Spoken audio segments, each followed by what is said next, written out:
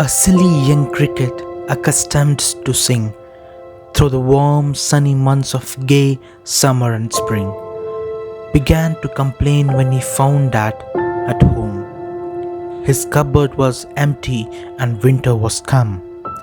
Not a crumb to be found on the snow-covered ground. Not a flower could he see, not a leaf on a tree. "Oh, what will become," says the cricket, "of me? At last, by starvation and famine made bold, all dripping with wet and all trembling with cold." Away he set off to a miserly ant, to see if, to keep him alive, he would grant him shelter from rain and a mouthful of grain.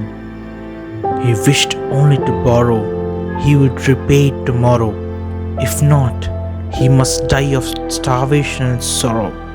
Says the ant to the cricket, "I am your servant and friend, but we ants never borrow, we ants never lend. But tell me, dear cricket, did you lay nothing by when the weather was warm?" Quoth the cricket, "Not I, my heart was so light that I sang day and night. For all nature looked gay, you sang, sir, you say. Go then," says the ant, "and dance the winter away." Thus ending, he hastily lifted the wicket, and out of the door turned the poor little cricket. Folks call this as a fable, I'll warrant it true. Some crickets have 4 legs, and some have 2.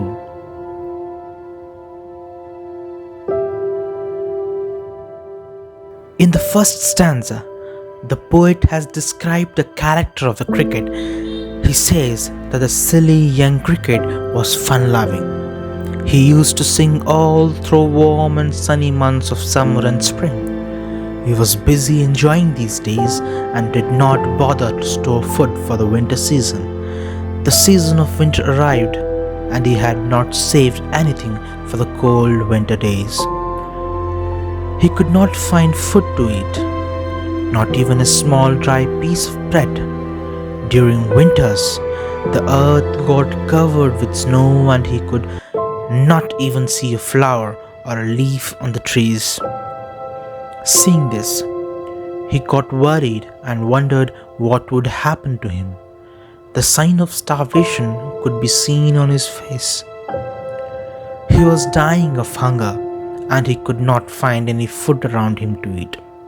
The tiny drops of snow made him wet, and he was shivering with the cold.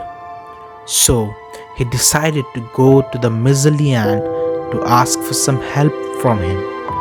He hoped he might give him something to help him survive.